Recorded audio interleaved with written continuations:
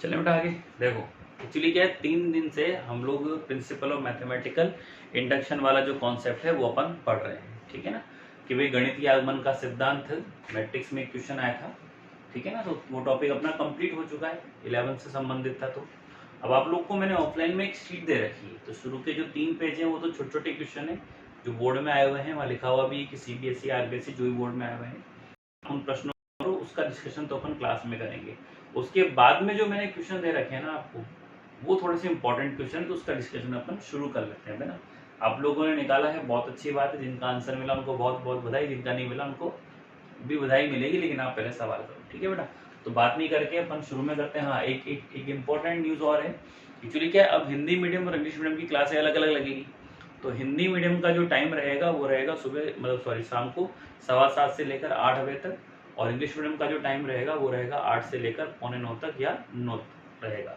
तो अब आप लोग सभी जो बच्चे हैं ना भाई, वो इस टाइम पर अपने आप को ज्वाइन करेंगे, ठीक है ना। और कभी कभी वीडियो को शेयर भी कर दिया करो, लाइक करो चाहे मत करो, लेकिन शेयर जरूर कर दो। और गांव-गांव तक पहुंचाने की जिम्मेदारी थोड़ी सी आप लोगों की भी है भाई। जो बच्चे यहाँ पे आके नहीं पढ़ पाते हैं, कम से कम उनको थोड़ी बहुत जितना भी हो सके मेरी तरफ से आपकी तरफ से प्रयास किया जाए, तो आप उसमें थोड़ी सी हेल्प करो भाई सब, है ना, ठीक है। ओके बेटा, चलो शुरू कर लेते हैं। देखो अभी तो मेरे पास इंग्लिश मीडियम की शीट है, तो मैं हिंदी प्योर बना के बोल रहा हूँ।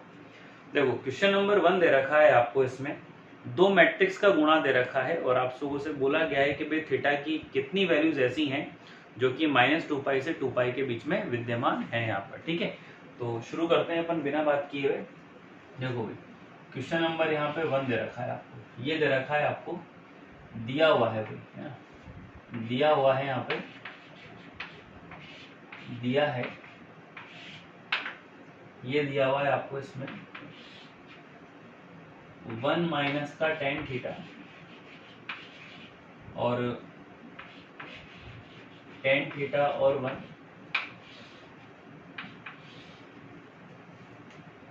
है यहाँ पे, और tan थीटा और माइनस में tan थीटा और कितना आ रहा है 1, बराबर में कितना दे रखा है, कैपिटल I आपको दे रखा है। और जो थीटा है ना, थीटा बिलोंग करवा रहा है -2π से लेके और 2π का बड़ा ब्रैकेट। तो इसके बीच में अपन को आंसर बताने कि भाई थीटा के ऐसे कितने मान विद्यमान है जिनके लिए अपन ऐसा कर सकते हैं। एक मिनट बेटा,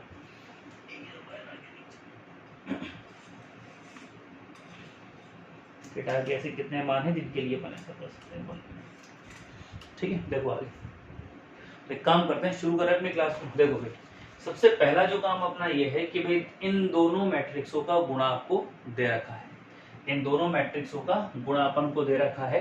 तो मैट्रिक्स में हम क्या करते हैं कि जब दो मैट्रिक्सों को गुणा किया जाता है तो पंक्तियां किससे गुणा होती हैं, स्तंभों से गुणा होती हैं। तो सबसे पहला जो काम अपना रहेगा यहाँ पर कि भाई पहली पंक्ति को पहले स्तंभ से गुणा करेंगे अपन, ठीक है। तो एक को एक से गुणा किया तो एक, माइनस माइनस प्लस, तो 1 प्लस का tan स्क्वायर थीटा। एक को 10 से मल्टीप्लाई किया तो tan थीटा, माइनस 10 को 1 से मल्टीप्लाई किया तो माइनस का tan थीटा। ये यहाँ पे आ रहा है। 10 को 1 से मल्टीप्लाई करेंगे तो tan थीटा, एक को -10 से मल्टीप्लाई करेंगे तो माइनस का tan थीटा, 10 को 10 से मल्टीप्लाई करेंगे तो tan स्क्वायर थीटा, और एक को 1 से मल्टीप्लाई करेंगे तो कितना आ गया, 1। ये बराबर में अपन को I यहाँ पर दे रखी है। उसके बाद में 1 प्लस का tan स्क्वायर, सेक स्क्वायर होता ही है लेकिन अभी अपन तुलना करेंगे तो 1 कट जाएगा, तो इसलिए मैं इसको भी लिख नहीं रहा, ऐसा लिख दिया। 10 से 10 कट गया तो बेटा 0, 10 से 10 कट गया तो 0, और इसको भी अपन क्या लिख सकते हैं, 1 प्लस का tan स्क्वायर थीटा और बराबर में देखो I जो है, बराबर का निशान है। इसका मतलब इसमें 2 पंक्तियां और 2 स्तंभ है, तो उधर इकाई वाली मैट्रिक्स में भी 2 पंक्ति 2 स्तंभ रहेंगे। तो यहाँ पर 1 0 0 और कितना आ जाएगा यहाँ पे हमारे पास में 1 आ जाएगा, ठीक है। अब हम लोग यहाँ पे तुलना कर लेते हैं, बराबर लिखा हुआ है तो यहाँ पे अपन लिखेंगे तुलना से, तो तुलना जब करेंगे तो पहला अवयव पहले के बराबर, तो 1 प्लस का tan स्क्वायर थीटा ये बराबर आ रहा है 1 के, तो 1 से 1 कट गया। तो tan स्क्वायर थीटा की जो यहाँ पे वैल्यू है, वैल्यू कितनी हो गई? 0। अब यहाँ पे जो tan थीटा आ रहा है 0 पे रूट लगेगा तो 0। अब tan की जो वैल्यू होती है वो क्या होती है? साइन थीटा अपॉन में कौन? cos theta equal to 0। अब 0 के नीचे 1 मान लो, 2 मान लो, 3 मान लो, तो कुल मिलाकर cos तो 0 नहीं है। तो यहाँ पर हम लोग आगे क्या लिख सकते हैं? देखो यहाँ पे आगे क्या आ जाएगा कि सिंस cos थीटा की वैल्यू तो 0 के बराबर नहीं है, इसका मतलब अगर ये 0 नहीं है तो इसको आप उधर भेज सकते हो मल्टीप्लाई में। तो साइन थीटा की जो वैल्यू आएगी वो कितनी आ गई? 0। और जब साइन थीटा 0 के बराबर होता है तो अपन 11th में पढ़ा हुआ है कि थीटा बराबर होता है n पाई, जहाँ पे फॉर एवरी n किस में बिलोंग करता है? z में। भाई थीटा की वैल्यू कितनी होती है? n पाई होता है, जहाँ फॉर एवरी n बिलोंग करता है z में। और z आप सब जानते हैं कि पूर्णांक संख्याओं का समुच्चय होता है, जिसमें डॉट डॉट डॉट करके -3, -2, -1, 0, 1, 2, 3 इस तरह से जो है संख्या यहाँ पर आती है। ध्यान इसका, इसको बोलते थे अपन पूर्णांक संख्याओं का समुच्चय। पूर्णांक संख्याओं का समुच्चय है ये पूर्ण अंक, ठीक है ना भाई? इसमें दशमलव नहीं आता है। पूर्णांक संख्याओं का क्या है बेटा? ये समुच्चय है, ठीक है। तो हम लोगों को दो मैट्रिक्स दी गई थी, दोनों मैट्रिक्स को गुणा करा, आई से अपन ने तुलना कर ली। तुलना करने के बाद में अपन ने यहाँ पे वैल्यू निकाली, 0 पे रूट लगाया तो 0 आ गया। tan को अपन ने साइन अपॉन कॉस कर लिया, कॉस 0 नहीं आता, अपन इधर भेज दिया, साइन थीटा की वैल्यू 0 आ गई और थीटा बराबर ही। अब देखो हमसे क्या कर रहा है वो, हमसे वो ये पूछ रहा है कि थीटा की वैल्यू इतनी है भाई, मतलब थीटा जो आ रहा है हमारे पास में, थीटा बिलोंग कर रहा है आपके पास में -2 पाई से लेके +2 पाई के बीच में बिलोंग कर रहा है, ठीक है। इसका मतलब देखो यहाँ पे पाई का जो गुणांक है वो कितना है? n, और यहाँ पाई का गुणांक कितना है? -2। पाई का गुणांक है n, तो पाई का गुणांक कितना है? 2। इसका मतलब n किस में से लेना है अपन को? z में से। तो z में देखो अगर अपन -3 आ रहा है तो -3 से शुरू करूं। अभी थोड़ा सा मैं डिटेल से बता रहा हूँ भाई, कभी कभी वो थीटा की वैल्यू भी पूछ लेता है कि क्या क्या मान होंगे। तो देखो कंडीशन है कि भाई n की वैल्यू 3 ले लो। क्यों? क्योंकि आपको पता है कि भाई n किस में बिलोंग कर रहा है? z में, और z में यहाँ पे तो 8, तो n इक्वल टू, एक तो मैं -3 ले रहा हूँ, n इक्वल टू -2, सारी वैल्यू लेता हूँ पहले मैं, n equal to -1, n equal to 0, n equal to 1, n equal to 2 और n इक्वल टू 3, ठीक है। n की वैल्यू में -3 रखूंगा यहाँ पे, तो थीटा की जो वैल्यू आएगी वो -3 पाई होगी। फिर यहाँ पे n की जगह में -2 रखूंगा तो माइनस में 2 पाई हो गया, -1 रखूंगा तो माइनस का पाई हो गया। n की जगह 0 × पाई करोगे तो थीटा की वैल्यू 0 आ गई। n की वैल्यू 1 रखोगे तो पाई आ गया, n की वैल्यू 2 रखोगे तो 2 पाई आ गया, और n की वैल्यू 3 रखोगे तो कितना आ गया? 3 पाई यहाँ पर आ गया, ठीक है। अब देखो तरीका क्या है, हमारे पास यहाँ पर ये बड़ा ब्रैकेट बना हुआ है भाई। कौन सा ब्रैकेट बना हुआ है? बड़ा ब्रैकेट। तो हम लोगों ने ये हिंदी मीडियम में पढ़ा हुआ है ऐसे, ब की पावर 3। तो ब से तो क्या बनता था? बड़ा ब्रैकेट। ध्यान है, ब से किसका निशान आता है? बराबर का। और ब से अंतराल कौन सा कहलाता है? यहाँ पर वो बंद अंतराल कहलाता है भाई। ब से तो बड़ा ब्रैकेट हो गया, ब से बराबर का निशान आ गया, और ब से बंद अंतराल यहाँ पे बन गया।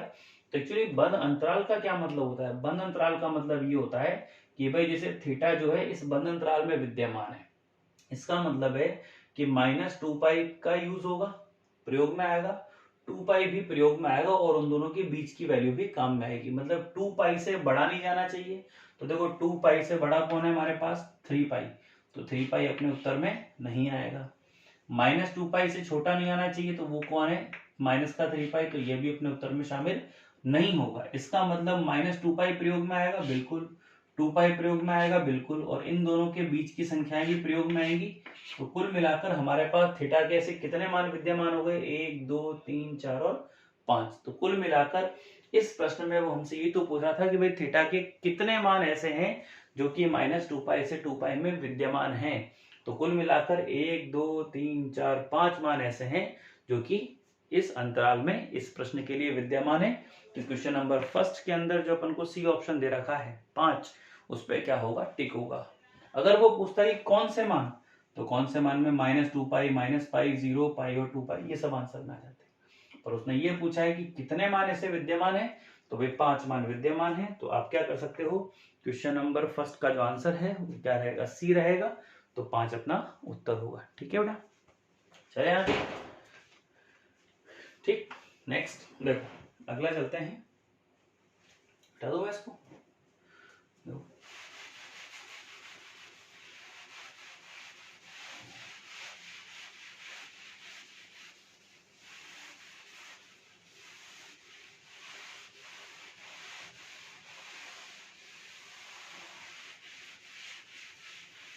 ठीक है, एक मिनट सही मिटा लें तो बेटा ना।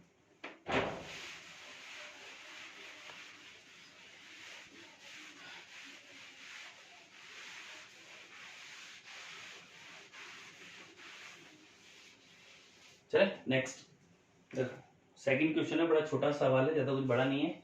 एक मैट्रिक्स अपन को दे रखी है कैपिटल ए, ठीक है ना, एक बड़ी मैट्रिक्स अपन को दे रखी है ए, एक विषम सममित मैट्रिक्स है भाई, तो x प्लस वाई की वैल्यू निकालनी है। देखो सेकंड क्वेश्चन है, छोटा सा ही प्रश्न है। ए हमारे पास एक मैट्रिक्स है, ये दे रखी है आपको x 3 और 2 -3y -7 और -2 7 और कितना दे रखा है यहाँ पे 0 दे रखा है। ठीक है ना भाई, विषम सममित मैट्रिक्स है। तो ए जो है यहाँ पर, ए क्या है, विषम सममित मैट्रिक्स। ए है विषम सममित मैट्रिक्स है, ए है विषम सममित मैट्रिक्स। तो जब ए विषम सममित होती है तो हम लोगों ने ये पढ़ा हुआ है कि भाई ए का जो मान है वो माइनस में ए का ट्रांसपोज होता है, ए का परिवर्त। ये तो अपन ने थ्योरी पढ़ी थी कि भाई अगर ए विषम सममित हो तो क्या कंडीशन होती है हमारे पास। दूसरी अपन ने थ्योरी ये भी पढ़ी थी, मेरी वाली जो ट्रिक थी कि भाई यदि ए विषम सममित मैट्रिक्स है तो उसके मुख्य विकर्ण के सारे अवयव क्या होने चाहिए, 0।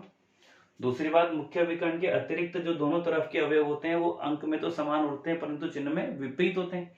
तो देखो ये +3 है तो ये -3, ये +2 है तो ये -2, ये -7 है तो +7। इसका मतलब अगर ए विषम सममित है तो मुख्य विकर्ण के अवयव 0, तो x का मान 0 हो जाएगा, y का मान 0 हो जाएगा। अब आप लोगों को सिंपल सा पूछा है कि भाई x प्लस वाई की वैल्यू कितनी है, तो 0 + 0 की जो वैल्यू है वो कितनी होती है, 0 होती है भाई। तो अपना जो उत्तर है वो क्या उत्तर रहेगा, सी अपना आंसर रहने वाला है।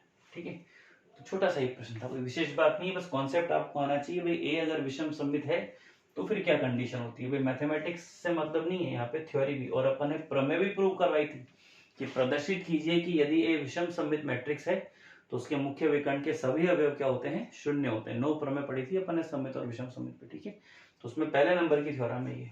ठीक है ना बेटा, तो थोड़ा सा थ्योरी पे भी ध्यान रखो, है ना। आज के बहुत सारी क्लास होगी मेरी यार। देखो नेक्स्ट, देखो question number 3 most important question है भाई इसका, है ना। क्वेश्चन नंबर 3 ये है कि भाई के कितने मान ऐसे हैं जिनके लिए समीकरण निकाय जो है वो कोई भी हल विद्यमान, मतलब जिसका कोई भी हल विद्यमान नहीं है या कोई भी हल नहीं रखता है। ठीक है, इंपॉर्टेंट क्वेश्चन है भाई थर्ड वाला। देखो थर्ड अपन को दे रखा है समीकरण निकाय दे रखा है एक तरह से, समीकरण निकाय है, समीकरण निकाय। तो देखो निकाय क्या होता है, निकाय होता है जिसमें बहुत सारी चीजें एक जैसी पाई जाती है। जैसे आप तो सब केमिस्ट्री पढ़ते होंगे, तो केमिस्ट्री में देखो क्या होता है कि ठोसीय निकाय जहां जहां पे ठोस पाए जाते हैं, गैसीय निकाय जहां जहां पे गैस ही गैस पाई जाती है। ठीक है ना भाई, और द्रव्य निकाय जहां जहां पे द्रव ही द्रव पाए जाते हैं। तो समीकरण निकाय जहां पे समीकरण पाई जाती है। अब मैथमेटिक्स में ठोस द्रव गैस तो आएगा नहीं, तो 2 समीकरण अपन को दे रखी है यहाँ पर। ये है k + 1 × x प्लस में, उसके बाद में 8y आ रहा है और बराबर में आ रहा है यहाँ पे 4k। कितना आ रहा है? 4k आ रहा है। ये k नहीं है यहाँ पे, ये 4 ही है भाई ना, ये नहीं, सही है सही है, क्या आ रहा है? 4k आ रहा है, ठीक है सही है, मिसप्रिंट नहीं है। और ये दे रखा है आपको kx प्लस में k प्लस का 3 इंटू y और बराबर में ये आ रहा है 3k माइनस का 1, ठीक है। ये है k plus 1 into x plus का 8y बराबर 4k, kx प्लस का k प्लस 3y बराबर 3k माइनस 1, ठीक है। और इस प्रश्न के लिए अपन को दे क्या रखा है कि समीकरण निकाय का हल विद्यमान नहीं है, हल विद्यमान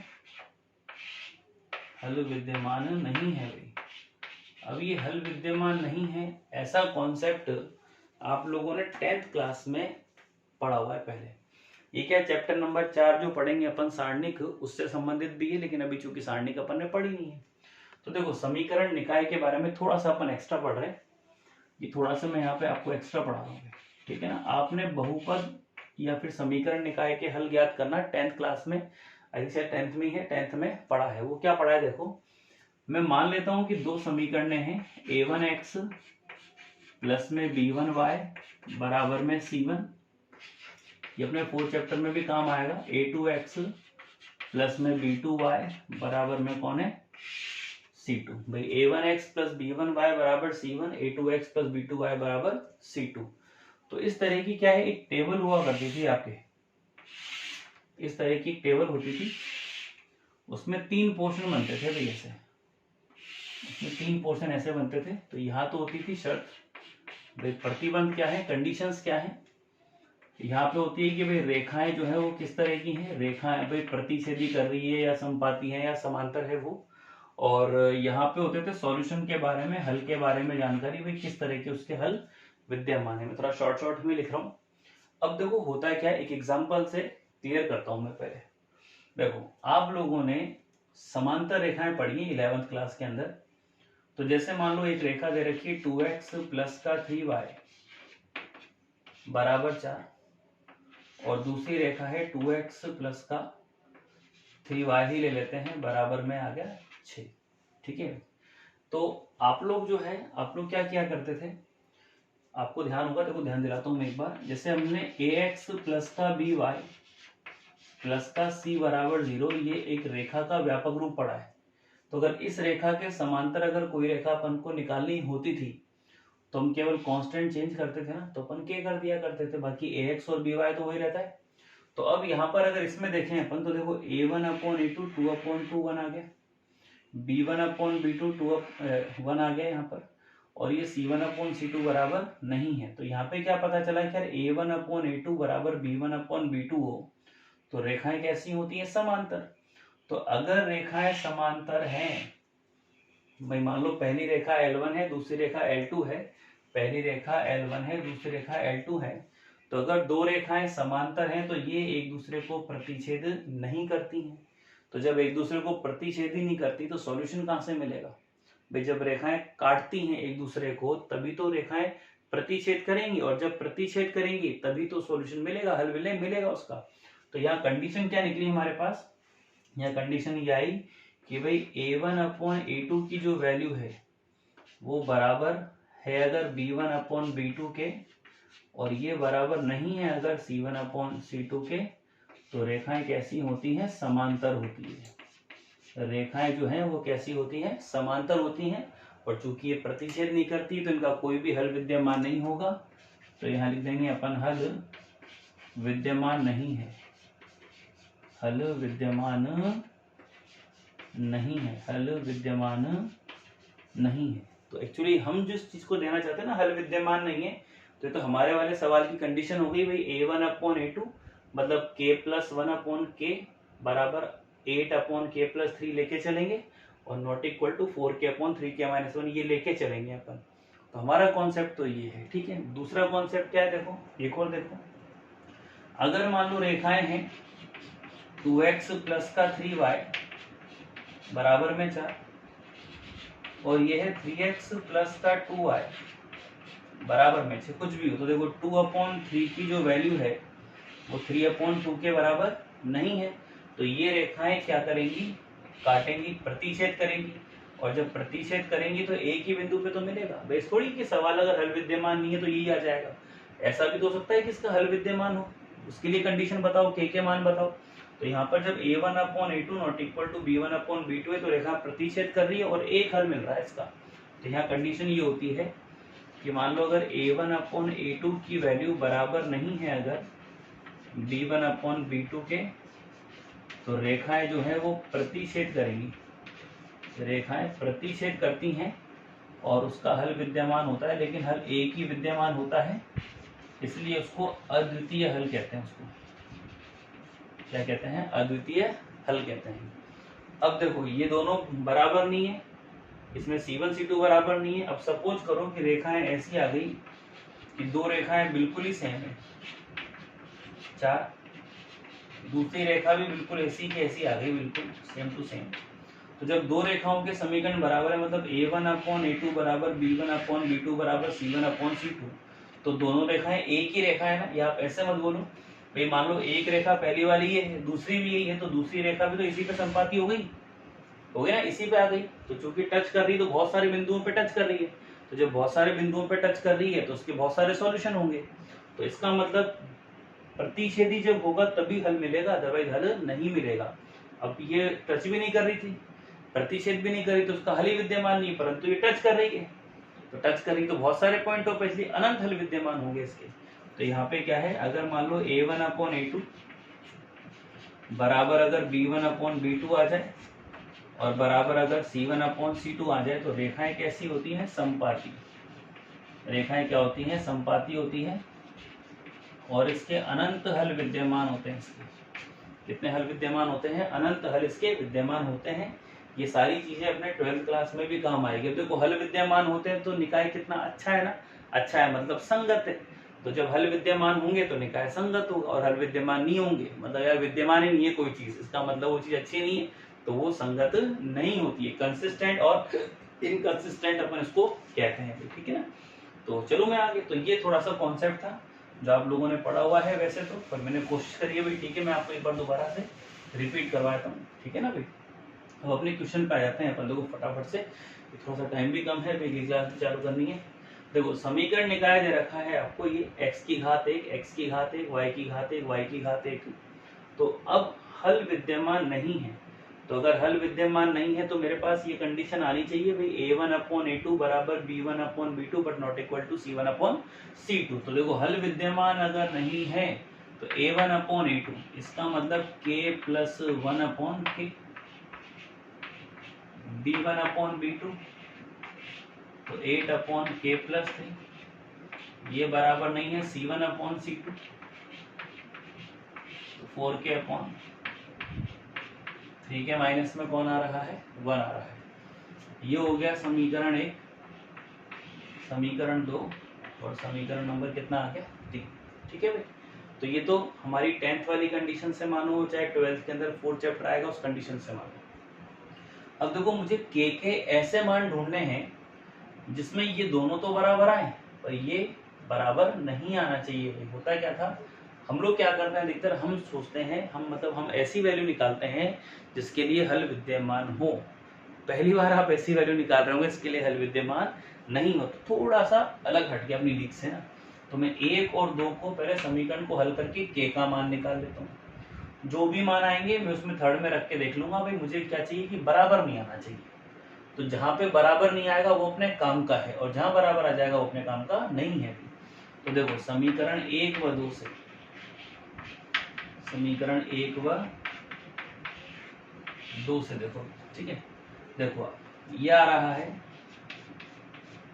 k+1/k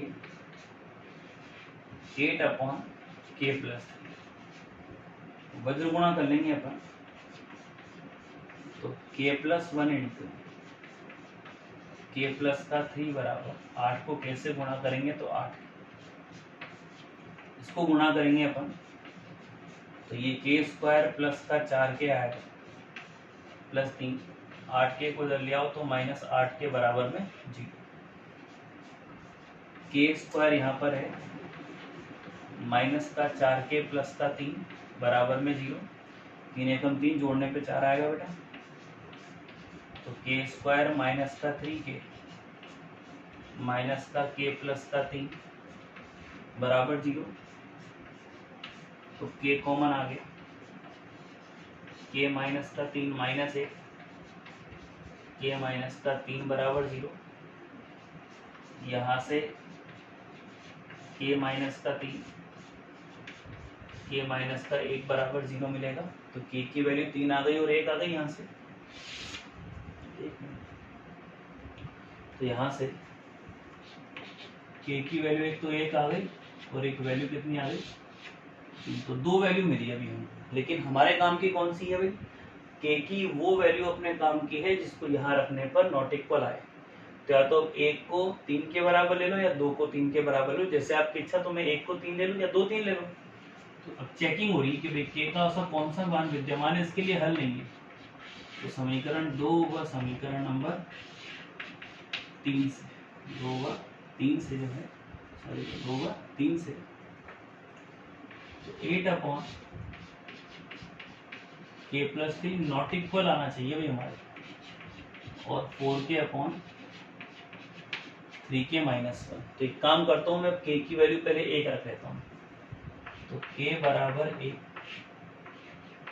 तो देखो 8 upon 1 plus 3 not equal to 4 into 1 3 into 1 minus 1, तो 8/4 नॉट इक्वल टू 4 कितना आ रहा है यहाँ पे 2 आ रहा है, तो 8 में 4 का भाग दिया तो 2, 4 में 2 का भाग 2, तो 2 का मान 2 के बराबर होता है भाई, तो कह रहा बराबर नहीं है, तो ये तो असत्य हुआ ना।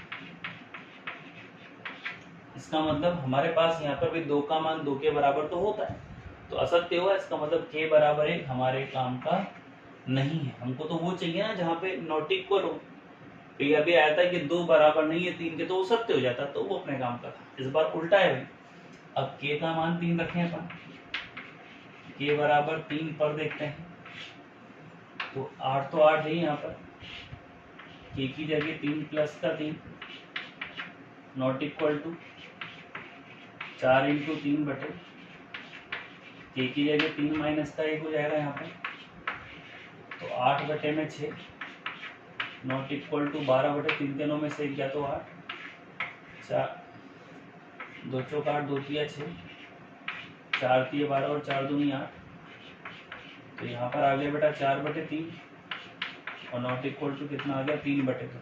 तो हम जानते हैं 4/3 का मान 3/2 के बराबर नहीं होता, तो ये तो चीज़ सत्य है, और हम क्या आंसर लेते हैं, तो सत्य है वही तो लेंगे। इसका मतलब k बराबर 3 हमारे पास एक ऐसा मान है जिसको अगर मैं यहाँ पे रखूँ तो इस कंडीशन को क्या करेगा, वो संतुष्ट कर देगा। तो संतुष्ट कर देगा तो हमको संतुष्टि तो करानी है, क्योंकि हमारे पास हल विद्यमान नहीं है, इसलिए k का कौन सा मान ऐसा है भाई, k बराबर 3 है, तो उसने ये नहीं पूछा है k का कौन सा मान ऐसा है जिसके लिए समीकरण निकाय का हल विद्यमान नहीं, उसने पूछा है k के कितने मान ऐसे हैं, तो k के कितने मान है, एक ही मान मिला भाई, k का कितना मान मिला, एक ही मान मिला, और वो मान क्या है, k बराबर 3। तो अगर हम हमारे टॉपिक में टिक लगाएंगे ना भाई, वो कह रहा है कि k के कितने मान ऐसे हैं, तो k के कितने मान ऐसे हैं, एक ही मान है, तो हम ऑप्शन पे टिक लगाएंगे b पर, ना कि 3 पर। भाई a वाले पे मत लगाना, उसने k का मान नहीं पूछा है, k का कौन सा मान, क्या पूछा है, k के कितने मान है, तो कितने मान है भाई, k का मान एक ही ऐसा है, k बराबर 3, जिसके लिए समीकरण निकाय का कोई भी हल विद्यमान नहीं है। ठीक है ना भाई, तो थोड़ा सा आज तो अपन क्लास इतनी सी रखें क्योंकि एकदम से टाइम चेंज किया है भाई, है ना, क्योंकि मीडियम अलग अलग हो गए ना अब, तो इसलिए कल अपन 7:15 पे मिलेंगे, हिंदी मीडियम वाले, इंग्लिश मीडियम वाले 8 बजे। तो आज तो अपन इतना ही करेंगे बेटा, ठीक है ना, ताकि किसी का देखो ज़्यादा छूटे भी नहीं, और जितना हो सके इस वीडियो को शेयर करो, लाइक करो मत करो कोई दिक्कत नहीं, समझ में आए तो ठीक है, नहीं तो कोई दिक्कत नहीं है, आप रिपीट करो, लेकिन आप लोग क्या शेयर जरूर करा करो भाई। आप लोग क्या अधिकतर बच्चे जो है यहाँ पे बाहर से आए हुए हो सब, ठीक है ना, तो जो भी आपके दोस्त हों और इनको सबको शेयर करो ताकि 12th वाले बच्चों तक पहुँच सके, ठीक है ना। हिंदी मीडियम में क्या है कि यूट्यूब पे बहुत सारी चीज़ें हैं नहीं, तो हिंदी मीडियम के बच्चों से थोड़ा सा ये है कि भाई जितना हो सके आप इसको शेयर करो, बाकी तो फिर ठीक है, कर लेंगे अपन class. Okay, see you, bye.